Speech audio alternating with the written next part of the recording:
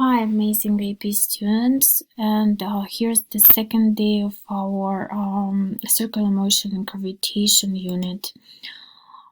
Just a reminder, we have 2 days to study the topics and 2 days to do the review and quiz and the test. So we started this class with the warm-up question: why is the centripetal force is a type of force and not a force in itself? And you did a great job answering it.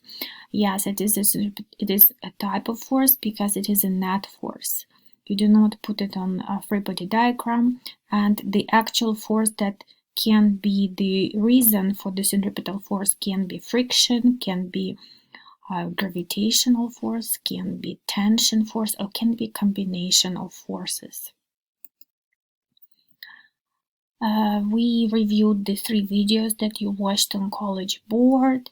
Those 3 videos were assigned for the 3 topics that are shown to you right here, topic 4, 5, and 6.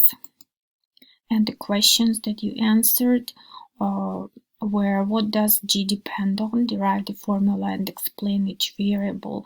So you were supposed to start with the law of gravitation. Force of gravity equals the big G times mass of one object, mass of the other object divided by the radius square, where radius is the distance between the center of mass of 2 objects.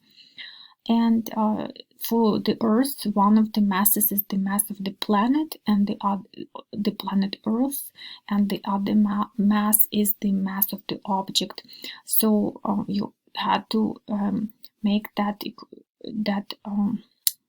gravitational law equal to the mass of the object times G, and then find G just by dividing the left part by the mass of M. So then you can see that G does not depend on the mass of the object. It only depends on the mass of the planet Earth. So how do you think an astronaut in space measures her mass? So the astronaut in space can only measure her inertial mass.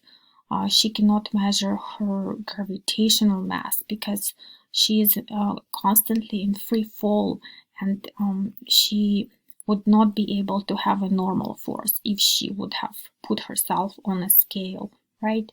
So the only way to measure her mass is to do measure the acceleration and to know the force that was applied, and using that second Newton's law equation to find the mass, and it would be inertial mass. State 3 things that you know about the centripetal force. So you could say that it's not actual force, it's a type of force. It is always directed toward the center, and you can say that it is always present when you have a circular or curved motion. So workbook. There were 4 problems that you should know. You should understand the first 4 problems in order to be successful in this unit. So this is the link to the workbook, this is the link to the block 3 presentation, and this is block 6 presentation. So the hint for problem N is that the square of the period is directly proportional to the cube of the radius. Keep for the hint for the group 2 is the same. For the group 3, the speed is minimum when the tension is 0, and for group E, the speed is maximum when the normal force is 0. Okay, so please understand these 4 problems. So how can you understand? So here's the link to the workbook, and here at the end of this presentation is the link to the solutions. So please look into the solutions and please make sure you understand these 4 problems. Okay.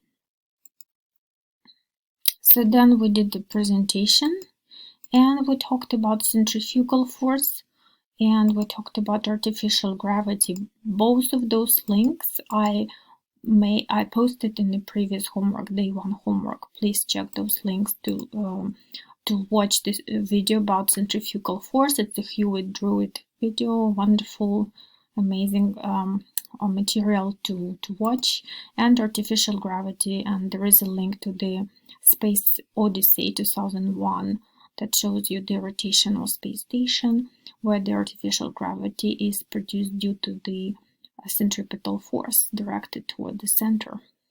Okay, so we also talked about Lagrange points. It's a really cool thing that where the Webb telescope is going to fly. And yeah, what else did we do?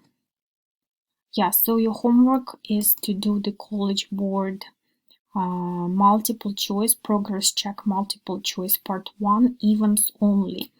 And you have to turn in your handwritten solutions on Google Classroom. Please, I need to see that you actually were doing your work. And watch the assigned videos. There are 4 more videos, 2 more topics, but 4 more videos. And again, work on the solutions, read the textbook, and study the list of misconceptions. That's it for this day 2 Unit 3 class. Thanks for watching.